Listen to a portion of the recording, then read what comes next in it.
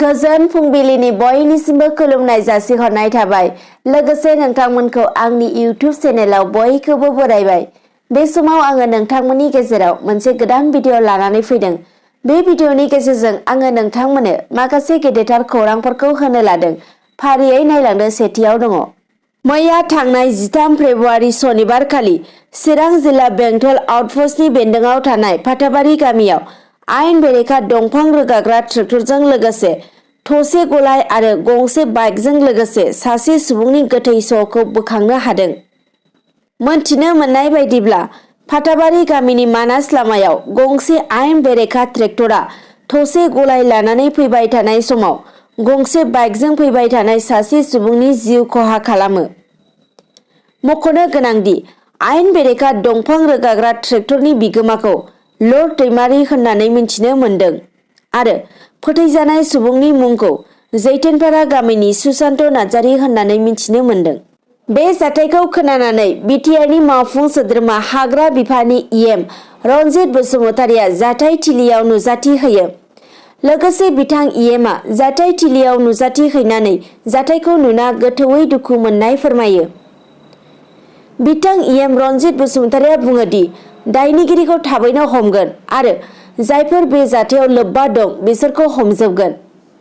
बे जाथायाव जयपुर आउटपस्टनि आइसि फुकन आलीखौ सासपेन्ड खालामनाय जागोन आरो आमथिकानि रेन्जार गिरेन्द्र मोसाहारिखौ ट्रेन्सफार खालामनाय जागोन होननानै बुंथियो। लोगोसेनो सासे मेजिस्ट्रेट थिसनगोन इनक्वायरि खालामनो थाखाय। बिथाङा बुंबावोदि सान्तिपुर आउटपस्टनि आइसि, दागगारि आइसि, बेंटल आइसिफोरखौ ट्रेन्सफार खालामजोबगोन 7 दिननि गेजेराव। लोगोसेनो दासिमाव गुबुन गुबुन जायगाफोराव जायफोर दंफां आरो बाला अन्थाइ सिखावफोरखौ हमनो थाखाय खामानि मावगासिनो दं होनना खौरांगिरिफोरनि सिगाङाव बुंथियो। ओनसोलनि सांग्रां रायजो राजाफोरा खौरांगिरिफोरनि सिगाङाव बुंथियो दि बेबायदि आयेन बेरेखा दंफां गलाय बारहोग्राफोरनि सायाव सरकारा थाबैनो होबथानायनि राहा लानांगौ आरो सुशान्त नार्जारि थैनायनि सायावबो सरकारा थाबैनो राहा लानांगौ होनना ओनसोलनि रायजो राजाफोरा दाबि दैखांदों। नैथियाव क'क्राझार जिल्लानि सिङाव थानाय गसाइगाव महकुमा सिंनि जमदुवार मण्डलनि सिङाव थानाय आर'नाइ फोथाराव मैया 13 फेब्रुआरि खालि बिजेपि राजखान्थि दोलोआ जयनिं हाबाफारि लादों।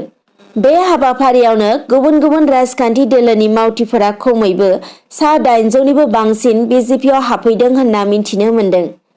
बे मेलाव रायजो सभानि बारग' एमपि बिस्वजित दैमारिया बाहागो लानायजों लोगोसे बावैसो 4 नं जमदुवार बियाबनिफ्राय देरहासार जानो हानाय बिजाथि बिथां रेवरेवा नार्जारिजों लोगोसे आरोबाव क'क्राझार जिल्ला बिजेपिनि आफादगिरि बिभुति बरगयारियाबो बाहागो लायो होनना मिथिनो मोन्दों। बे हाबाफारियावनो बाहागो लानानै बिथां सजल कुमार सिंहआ फोसावो दि 29 नं गसाइगाव बिधानसभा बियाबाव बे खेबाव गासै सा 14 बिजाथिफोरा टिकेटनि थाखाय साखाफारा जानानै दं। बियो बिजेपि दोलोनि मोनसे बिजेपिनि गोहोखौ बांसिननायखौ फोरमायो आरो बे खेबाव 29 नं गसाइगाव बिधानसभा बियाबाव बिजेपिआ देरहासार जागोना रोखासै होननानै फोरमायो। गुबुन फारसेथिं बिसायख'थिनि अक्ट' फोसावथ'वाखैब्लाबो फैबाय थानाय समाव आसामाव बिजेपि दोलोआनो सोरखार दागोन होनना बुंथियो बिथां सजल कुमार सिंहआ।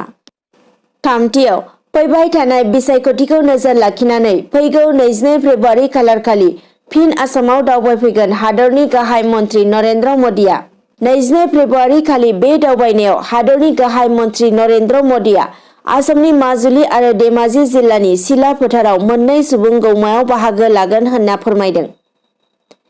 बेनि अनगायैबो भिडिअ कनफारेन्सनि जोहै गुबुन मोनसे हाबाफारियाव बाहागो लागोन होननाबो मिथिदों। मिथिनो मोननाय बायदिब्ला बे आसाम दावबायनाय समाव हादरनि गाहाय मन्थ्रि नरेन्द्र मदिआ ब्रह्मपुत्र दैमानि सायाव जरहाट माजुलिनि गेजेराव लुफुंनो गोनां दालांनि अन्थाइ खाम्फाखौ गायसंलांगोन होनना मिथिनो मोन्दों। बे खौरांखौ आसामनि गोहोगोरा मन्थ्रि डक्टर हिमन्त बिश्व शर्माया मिन्थिहोदों। गुबुन फारसेथिं बिजेपि दोलोआ फैगौ बिधानसभा बिसायख'थियाव आसामनि मोन 122 बियाबनि गेजेराव मोन 100 देरहानायनि मिजिं दं।